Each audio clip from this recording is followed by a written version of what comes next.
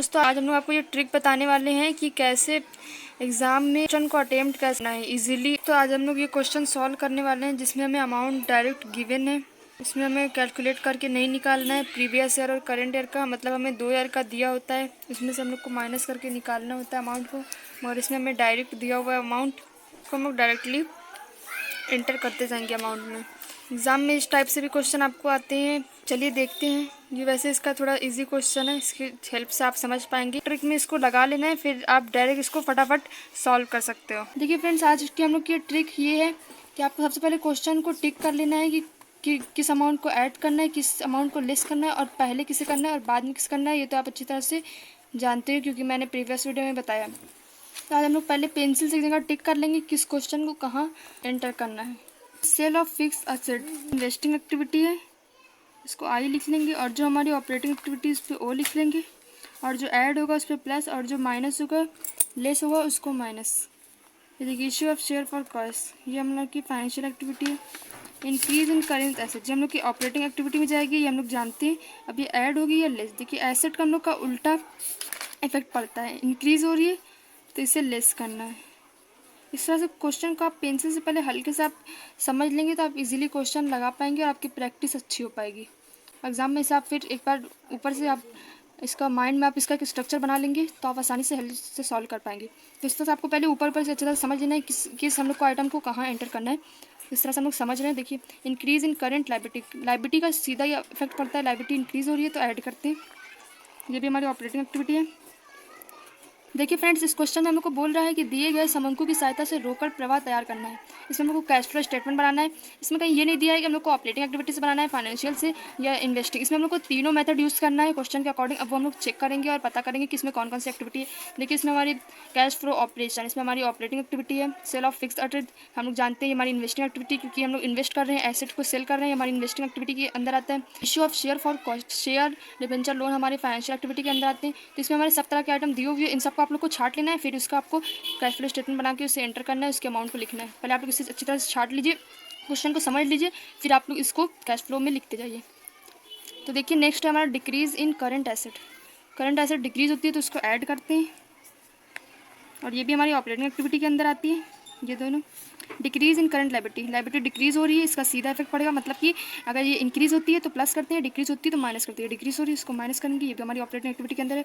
Payment of loan taken, देखिए loan से related जितने भी आपकी पेमेंट और जितने भी एक्सपेंसेस होंगे सबका आपको फाइनेंशियल एक्टिविटी में लिखते हैं। देखिए रीपेमेंट कर रहे हैं, जाहिर सी बात है हम लोग इसमें पे कर रहे हैं, कैश आउटफ्लो हो रहा है, इसलिए क्या होगा माइनस होगा। इस तरह से आपको पहले क्वेश्चन को ऊपर से समझ लेना है। इस तरह से आप करेंगे तो आपको ईजिली क्वेश्चन को सॉल्व करने में आपको हेल्प मिलेगी और आप जल्दी क्वेश्चन को सॉल्व कर पाएंगे।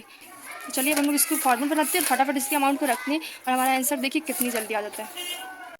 तो फ्रेंड्स क्वेश्चन को हमने अटेम्प्ट कर लिया था कि इसके कौन से आइटम को हम लोग को कहाँ ले जाना है, किसको ऑपरेटिंग एक्टिविटी में, किसको इन्वेस्टिंग एक्टिविटी में और किसको फाइनेंशियल एक्टिविटी में ले जाना है। हमने ये सारी चीज़ें कवर कर लिए।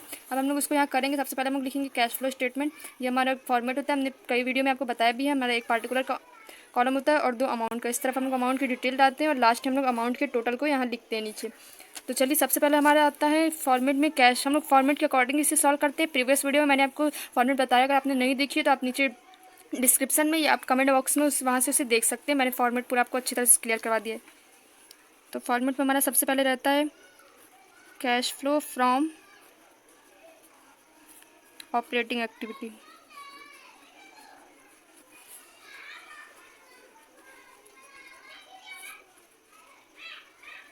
सबसे पहले हम लोग बैलेंस शीट के नेट प्रॉफिट को लिखते हैं। इसमें हम लोग को नहीं गिवन इसलिए वो नहीं लिखाएगा।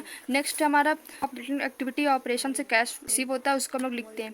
देखिए कैश फ्रॉम ऑपरेशन है, इसको ये दिया हुआ है 50,000, इसको हम लोग क्या करेंगे ऐड करेंगे। यहाँ हम लोग का लिखा जाएगा कैश फ्रॉम ऑपरेशन 50,000 का। फिर देखिए हम लोग क्वेश्चन के साथ साथ हम लोग अपना कैश फ्लो स्टेटमेंट बनाते चलेंगे। देखिए नेक्स्ट है हमारा सेल ऑफ फिक्स्ड एसेट। इसको हम लोग यहाँ नहीं लिखेंगे, इसको हम लोग इन्वेस्टिंग एक्टिविटी में लिखेंगे। ये इन्वेस्टिंग एक्टिविटी का है। Issue of share for cash, ये हमारा फाइनेंशियल एक्टिविटी, इसको भी हम लोग यहाँ नहीं लिखेंगे क्योंकि हम लोग ऑपरेटिंग एक्टिविटी कर रहे हैं, इसके अंदर ये दोनों नहीं आता है। फिर है इंक्रीज इन करंट एसेट, ये हमारा जाएगा, हमारी एसेट है। एसेट आपकी इंक्रीज होती है तो उसको आपको लेस करना होता है। तो देखिए अब हमारे क्वेश्चन में क्या है, इंक्रीज इन करंट एसेट। हमारे फॉर्मेट में कैश फ्रॉम ऑपरेशन के बाद आता है डिक्रीज़ इन करंट एसेट, जिसे कि हम लोग को ऐड करना होता है। ऐड डिक्रीज़ इन करंट एसेट, जो भी हमारी करंट एसेट डिक्रीज़ हो रही है, ये देखिए इसमें ये हो रही है डिक्रीज़ इन करंट एसेट 17,000 की। फॉर्मेट के अकॉर्डिंग पर हम इसे करेंगे, क्योंकि फॉर्मेट के अकॉर्डिंग आप क्वेश्चन लगाएंगे तभी वो सही हो पाएगा। तो फॉर्मेट में हमारे पहले डिक्रीज़ इन करंट एसेट, इसलिए पहले इसको लिखेंगे, फिर हम लोग बाद में इसे लिखेंगे। आप पहले बाद में कर सकते हैं, फॉर्मेट के अकॉर्डिंग, क्वेश्चन के अकॉर्डिंग आपको नहीं करना है, तो फॉर्मेट के अकॉर्डिंग करना है, इससे आपका सवाल सही होगा। तो हम यहाँ लिखेंगे ऐड डिक्रीज़ इन करंट एसेट। ऐड और इसको आप ब्लैक पेन से हाईलाइट करें तो वो ज़्यादा बेहतर होगा, इससे आपको याद रहेगा। डिक्रीज इन करंट एसेट, देखिए हमने लिख लिया डिक्रीज इन करंट एसेट। कितने से डिक्रीज़ हो रही है? 70,000 से। आपको यहाँ लिख लेना है। इसमें क्वेश्चन थोड़ा इजी, क्योंकि हम लोग को इसमें डिफरेंस आपको माइनस नहीं करना है, इसमें डायरेक्ट हम लोग को अमाउंट दी होती है। वरना 2 ईयर का अगर आपको बैलेंस शीट गिवन होगा तो इसमें से आपको प्रीवियस ईयर और करंट ईयर के बीच के डिफरेंस को माइनस करके लिखना होता है, मगर इसमें हम लोग को डायरेक्ट दिया हुआ है, तो क्वेश्चन आपको थोड़ा ईजी पड़ेगा समझने में। नेक्स्ट होता है हम लोग का इंक्रीज़ इन करंट लायबिलिटी। इसको भी हम लोग ऐड करते हैं। क्वेश्चन में आप एक बार देख लीजिए, कोई आइटम है ऐसे? जी बिल्कुल है। Increase in current liability 60,000। Increase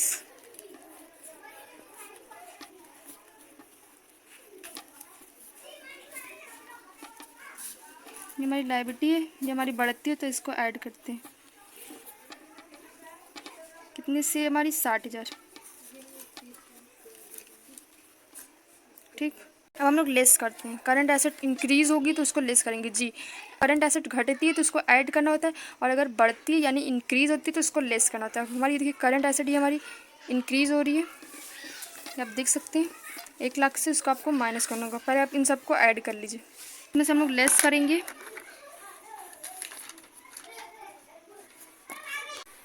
देखिए कोई फॉर्मेट के अकॉर्डिंग पहले हम लोग डिक्रीज़ इन करंट एसेट करते हैं, फिर नेक्स्ट होता है हमारा इंक्रीज़ इन करंट लायबिलिटी, वो दोनों ऐड करते हैं। फिर लेस में आप पहले करंट लायबिलिटी जो घट रही है उसको आप पहले लेस कर लीजिए। देखिए लायबिलिटी हम लोग की बढ़ रही थी, उसको हम लोग ऐड कर लिया। अब जो लायबिलिटी घट रही है उसको हम लोग लेस कर लेंगे। देखिए डिक्रीज़ हो रही है हमारी लायबिलिटी 40,000 की। यहाँ पर लिख लीजिए डिक्रीज़ इन करंट लायबिलिटी। आपकी अमाउंट डिक्रीज़ हो रही है उसको आपको ब्रैकेट में कर लेना होता है। इससे आपको इजीली याद रहेगा कि इसको हम लोग को माइनस करना है। जो भी अमाउंट आपको माइनस में करना है, उस लेस करना होता है, उसको हम लोग ब्रैकेट में लिख लेते हैं। इसमें से आप इस अमाउंट को माइनस करेंगे 40,000 को, तो हमारा आ जाएगा 1,40,000। अब हमें एक और आइटम लेस करना है, वो है हमारी increase in current asset. Current asset बढ़ती है तो उसको हम लोग लेस करते हैं। ठीक, ये बात मैंने आपको पहले भी कई बार बताई है। इंक्रीज़ इन करंट एसेट कितनी है? हम लोग को दी हुई है एसेट्स हमारी 1 लाख की बढ़ रही है, मगर इसको हमको लेस करना है। इस 40,000 अमाउंट को आप बाहर लिख लीजिए। देखिए यहाँ पर ब्लैक पेन से आप हाईलाइट करके यहाँ 40,000 लिख लीजिए। इसको आपको इस तरह से बंद कर लेना है। और यहाँ हमारा लिखाएगा cash flow from operating activities. इसमें हम लोग की अब देखिए कोई भी ऑपरेटिंग एक्टिविटीज़ से रिलेटेड कोई भी आइटम नहीं बचा। जितना था हमने सबका यहाँ ट्रांजेक्शन कर लिया। ऑपरेटिंग एक्टिविटीज़ हमारी यहीं ख़त्म होती है। अब हम लोग इसके बाद इन्वेस्टिंग एक्टिविटी करेंगे। तो यहाँ आप इसको क्लोज कर लीजिए, यहाँ लिख लीजिए। ऑपरेटिंग एक्टिविटी से हमारा कैश फ्लो अमाउंट निकल के 40,000 आ गया। अब हम लोग इन्वेस्टिंग एक्टिविटी करेंगे, फिर नेक्स्ट होगा हमारा फाइनेंशियल एक्टिविटी। इन्वेस्टिंग एक्टिविटी में हम लोग ने देखा है हमारा एक ही अमाउंट है। देखिए ये हमारा हो गया। फिर हमने ये इशू ऑफ शेयर हमारा फाइनेंशियल एक्टिविटी है।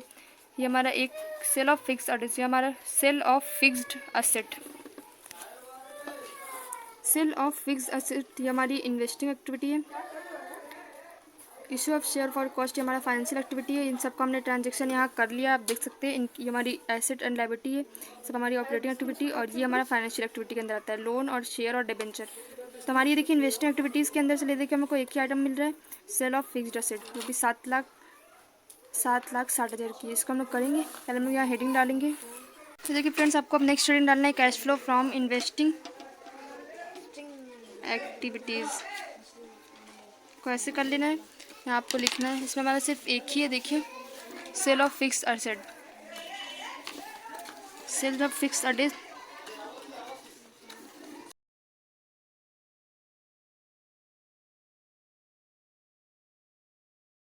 कैश लिख भी सकते हैं। आपको कैश रिसीव हो रहा है, कितने से रिसीव हो रहा है?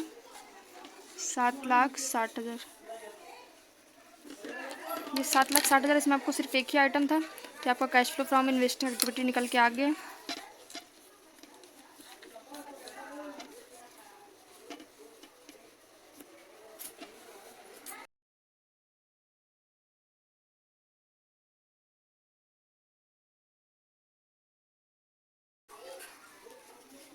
इसका आपको इस तरह से कर लेना है क्लोज। देखिए फ्रेंड्स, अब इसमें हम लोग की एक ही एक्टिविटी बची हुई है जो है फाइनेंशियल एक्टिविटी। उसके दो आइटम हमें दिए हुए हैं, एक सेल ऑफ, उसमें हमें दो ही आइटम इसके दिए हुए हैं, एक issue of share for cash, दूसरा रिपेमेंट ऑफ लोन टेकन। ठीक, तो इन दोनों को भी तो फिर इन दोनों आइटम्स को भी हम लोग इसमें कर लेते हैं फाइनेंशियल एक्टिविटी के अंदर। देखिए इसमें हम लोग इशू कर रहे हैं तो हमारी कैश इंक्रीज़ हो रही है, इसलिए हमारे ऐड में रहेगा। और ये रिपेमेंट कर रहे हैं, पेमेंट कर रहे हैं तो हमारी कैश क्या हो रही है, आउटफ्लो हो रही है, पैसा हमारे बिजनेस से जा रहा है। पेमेंट कर रहे हैं तो इसमें हमें कैश आउटफ्लो हो रही है, तो इसमें क्या होगा, ये लेस होगा फाइनेंशियल एक्टिविटी में। ये दो आइटम है, हमें सिर्फ ट्रांजेक्शन करने हैं। चलिए देखिए, इसके इशू ऑफ शेयर हमारा कितना दिया हुआ है, 5 लाख का। तो देखिए हमने हेडिंग डाल दी है cash flow from financial activity. अब इसमें हमारा issue of share for cash कितने का है, 5 लाख का। ये हमने लिख लिया, इसको हमको ऐड करना है, इसलिए हम लोग इसको सिंपली हेडिंग डाल के लिख लिया है। नेक्स्ट इसमें हमारा एक ही आइटम और लास्ट आइटम बचा हुआ है, repayment of loan taken. Loan जो हमने लिया है उसका रीपेमेंट दिया है। तो देखिए हम लोग कैश को पे कर रहे हैं, तो इससे क्या हो रहा है, हम लोग की कैश आउटफ्लो हो रही है, इसलिए इसको हम लोग लेस करेंगे। तो इसको हम लोग लेस करेंगे, इसको देखिए हमने यहाँ लिख लिया less repayment of loan taken 4 lakh का। इसको हम लोग ब्रैकेट कर लेंगे, इससे आपको याद रहेगा कि इसको माइनस करना है। इसको हम लोग माइनस करेंगे तो हमारा 1 लाख आ जाएगा। ये हम लोग का cash flow from financial activity से आ गया है 1 लाख का। तीनों के अमाउंट को हम लोग इस साइड में लिख लेंगे और ये हमारा इस तरह से कैश फ्लो तैयार हो गया है। बहुत ईजी था, अगर आप 2-3 बार प्रैक्टिस करते हैं तो इसे ईजिली कर पाएंगे। फॉर्मेट का आपको कॉन्सेप्ट अच्छी तरह से क्लियर होना चाहिए, उसके बेस पे आप इसे बहुत ईजिली लगा पाएंगे। अगर आपको वीडियो थोड़ी सी भी हेल्पफुल लगती है और आपको थोड़ा सा भी कॉन्सेप्ट समझ में आता है तो इसको लाइक ज़रूर कर लीजिएगा और चैनल को सब्सक्राइब जरूर कर लीजिएगा, क्योंकि आगे की वीडियोज़ भी मैं अपलोड करने वाली हूँ जिससे आपको काफ़ी हेल्पफुल रहेगा आपके टॉपिक्स को समझने के लिए। Thanks for watching.